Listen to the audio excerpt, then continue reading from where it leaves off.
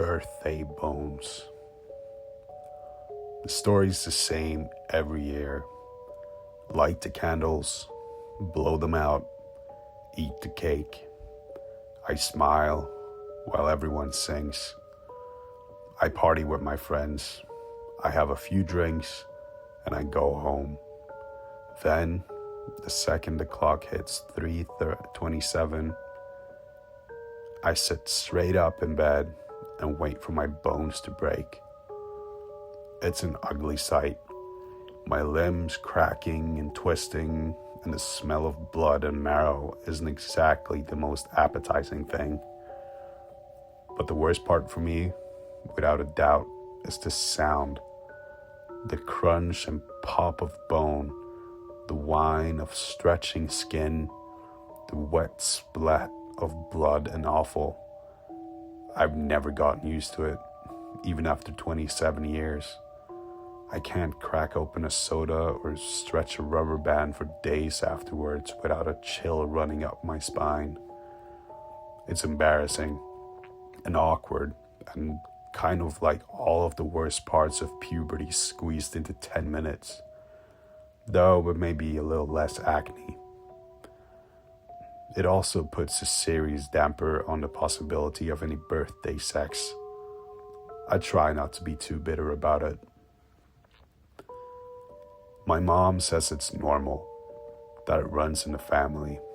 Apparently, her cousin in Fresno has the exact same problem, except she goes through it every time she gets her period.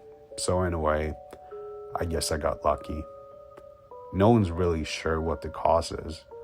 I've heard genetic disorders, werewolf bites, even a curse. But whatever the reason, the problem remains the same. Every year, at exactly the time of my birth, my body breaks, twists, and rearranges itself. And the next morning, I see a completely different person when I look into the mirror. When I was younger and down about the whole thing, my mom tried to make me feel better by saying I was like a butterfly emerging from its cocoon. After I turned 13, she stopped trying to make me feel better. This year, it's my 27th birthday and my 27th face. I don't even bother trying to go to sleep. I just stay awake, scrolling my phone, counting down the minutes till the change. Thankfully, it doesn't hurt.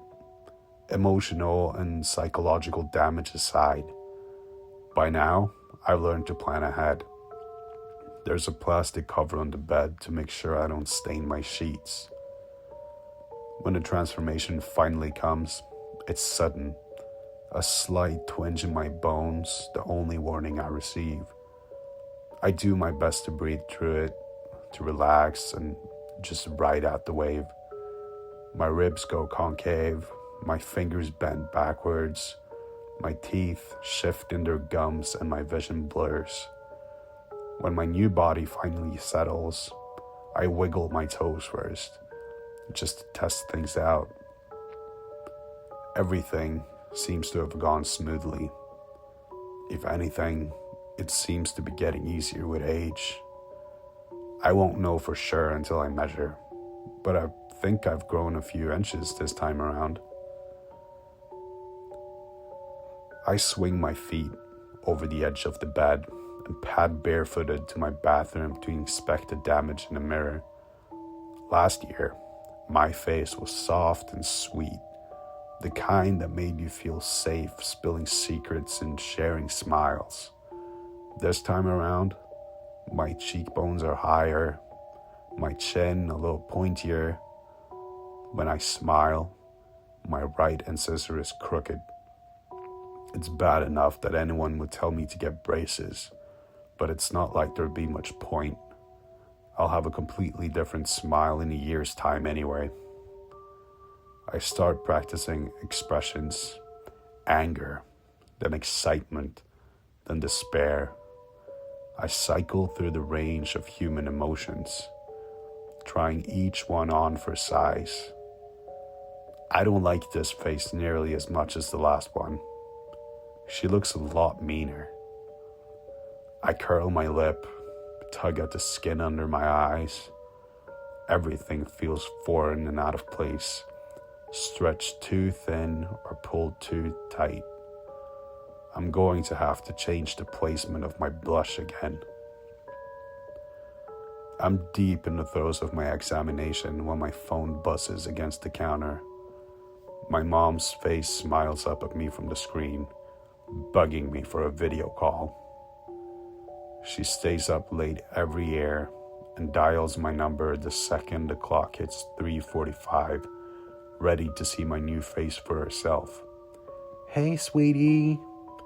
Her voice bounces off the bathroom tile. "Ooh, I like this one. You look very svelte." "Hey, Mom." How she manages to have so much energy at this hour is beyond me. "Did everything go all right?" she asks. "No hiccups this time?" "No, Mom, no hiccups." After my leg had gotten stuck facing the wrong way in 4th grade, my mom always checked to make sure things went smoothly. "Well, that's great." She's holding the camera too close to her face.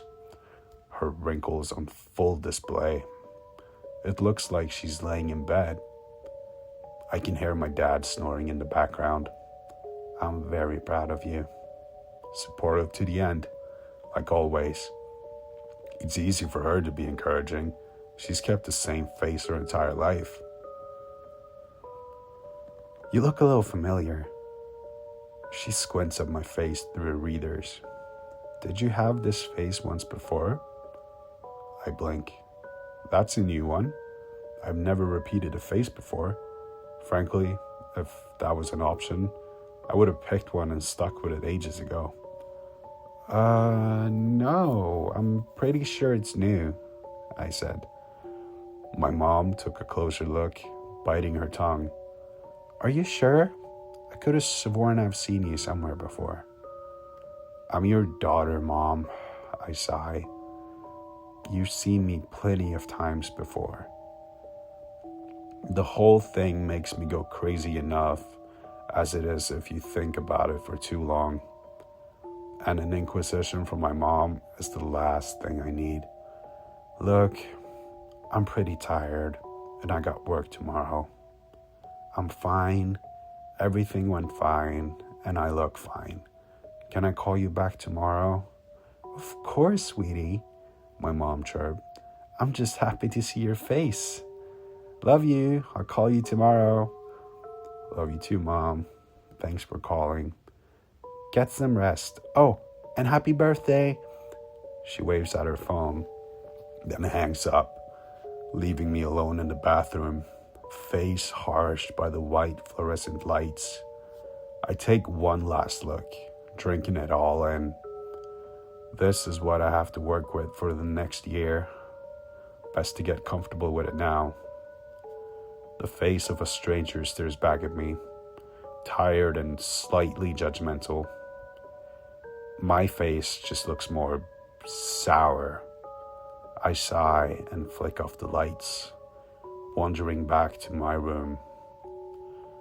I peel the plastic off my bed and crawl under the covers, doing my best to ignore the new sensation of air on my toes as my feet poke out from my too short sheets. The transformation always tires me out. It only takes a moment for me to fall asleep. 3 hours later, my alarm shrieks and yanks me awake. I take a minute to curse myself out for being too dumb to call out of work. I unlock my phone with a passcode, no face or fingerprints ID for me, and turn off the alarm before taking a few precious seconds to stare at the ceiling. New year, new me, same piece of shit job. My clothes are all wrong now, selected for a body that no longer exists. My pants are showing a lot more ankle, and my shirt suddenly has a lot of extra fabric around the chest. I fix up a big breakfast to satisfy my stomach. The transformation isn't painful, but it always leaves me ravenous for the next few days. The walk to my car is quick.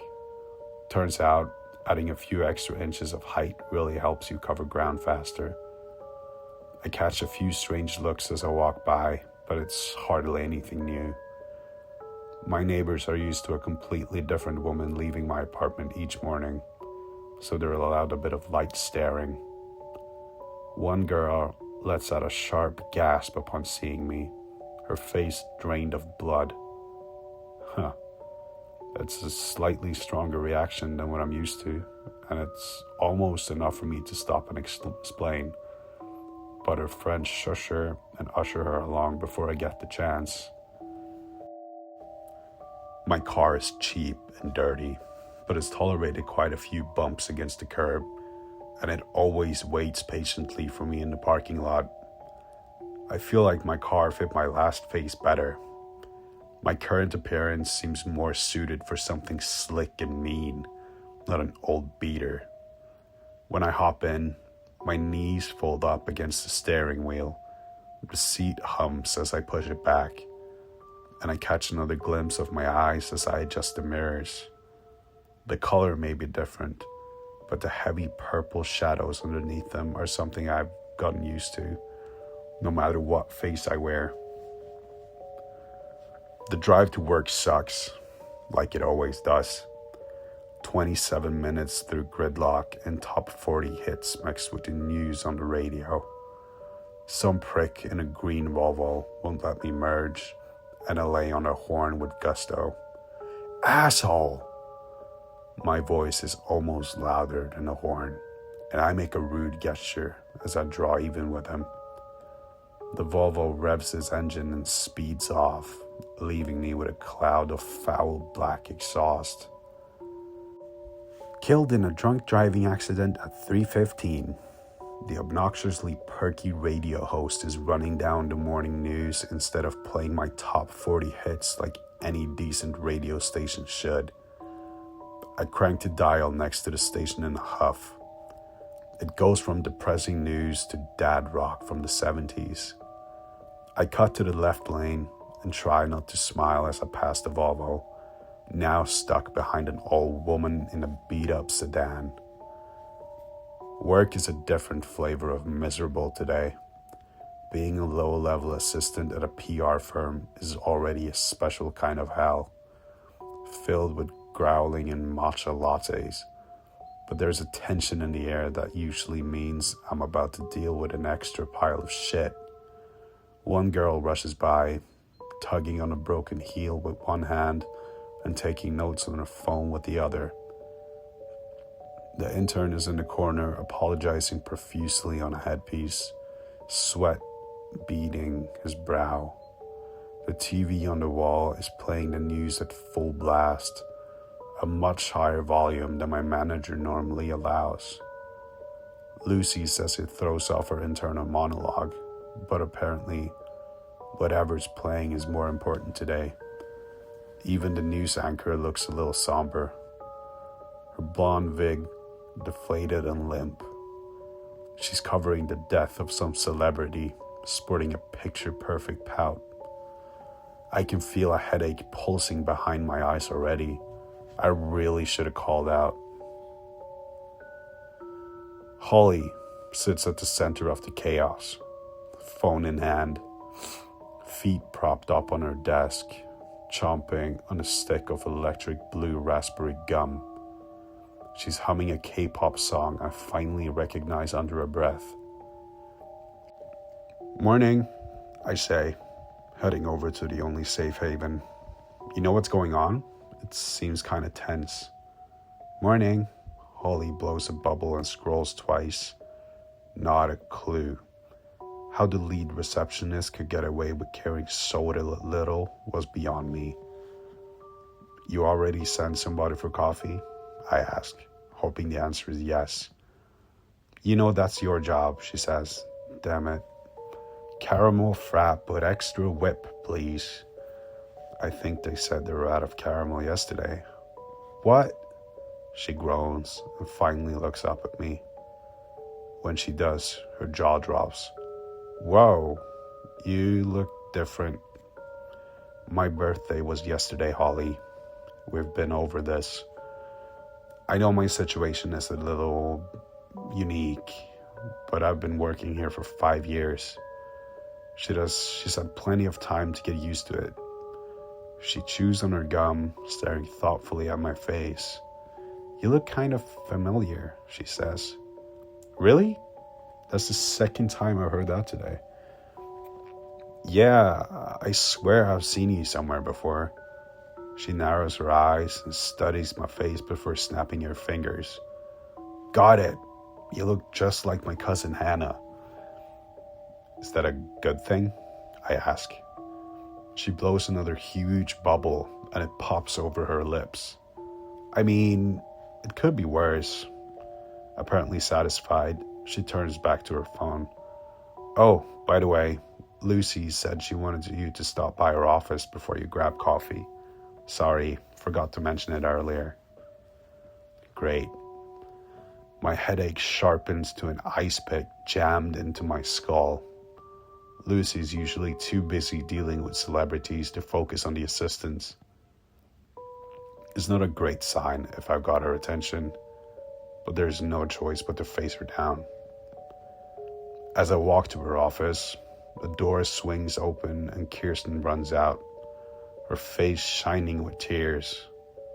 That can't be good. I start to feel queasy on top of the headache. Maybe Lucy's in one of her firing moods and this is the day I finally get laid off. Come in. Her voice sounds suspiciously perky. I journey into the lion's den. Lucy's office is clean and fresh in a way that tells me she rules with an iron fist at home. She's got one of those fancy multicolored keyboards designed to have quiet keys and the soothing sounds of water running filtered through the speakers. It's all very zen. Lucy's looking out the window, chin in her hand. I'm fully prepared to lose my job. Picking up frappes and Americanos only nets so much good favor. So when she turns around, sees me, and bursts into tears, I'm a little shocked. Thank God you're all right. She leaps out of her chair and wraps me in a bear hug. I give her an awkward pat on the back. Yeah, everything's fine, I say. Lucy knows about my problem, but she's never really seemed to worry about me that much. Half of the time, I'm convinced she doesn't really know my name. I'm not sure when we got so close. I was so worried, she sobs. What are you talking about? I gently peel her off of me and look her in the eyes. This happens every year, Lucy. It was my birthday yesterday. Lucy's brow furrows. Your birthday? She trails off. Wait, Jan, is that... The tears dry abruptly, and she let me go and takes 3 steps back. Her jaw hangs open, her eyes blown wide with fear. I shift uncomfortably. Lucy's been through this whole thing before, so this reaction seems a little unnecessary. I'm half wondering if I managed to miss something on my face during last night's inspection. Maybe I got a lazy eye? Of course it's me, Lucy. We've gone over this a few times, I gently prod. Lucy's mouth still hasn't fully closed. I consider whether tossing a paperclip on her tongue would be worth losing my job. Instead of dignifying me with a response, she moves to her desk and furiously types something in with shaking hands. She beckons me over to view her monitor, face grim. She's pulled up a news article, fresh from this morning, with a picture of a grisly car accident splashed front and center. Young starlet killed in accident, the headline reads. My mouth goes dry. The article continues. Supermodel Megan Rogers was killed in a head-on collision with a drunk driver at 3:15 this morning. Authorities are still searching for the culprit. If you have any tips, call the number below. I know that name. Megan Rogers was one of her clients. A new big name to help out the firm. Lucy had been thrilled about it. I'd never met the lady in person, but I knew she was supposed to be the new hot thing right now. Explain this, Lucy says. I stare back at her. Sure, her death was sad, but it had nothing to do with me. I'm not sure what you're talking about. I'm walking through a verbal landmine, and I'm worried I got bigger problems than just losing my job. You will be in a second, Lucy says. She scrolls down a little further through the article, and that's when I see the picture. Same strong nose, same brown eyes, same twist to the upper lip. Hell, even the same crooked incisor. Most damning, though, are the little things. The slope of her shoulders, the curve of her nostrils, the slant of her brow. It's a face that is new to me, but intimately familiar. It's the face of a dead woman. But it can't be, because it's my own face. Clear as day, staring right back at me. Now I know about your little situation, Lucy says. But you can see why this might leave me with a few questions. I can barely hear her over my own racing thoughts. I've cycled through different faces and bodies my entire life. Tall, fat, weak, ugly, stunning. I've had the pleasure of seeing it all. My whole life, I've thought that they were fresh faces, a sort of rebirth, with no history to bog them down. No strings attached. But this changes everything I knew. A complete upending of my reality. As poor dead Megan Rogers' face stares accusingly at me, one question plays on repeat in my mind, drowning out everything around me. Have I been wearing the faces of the dead?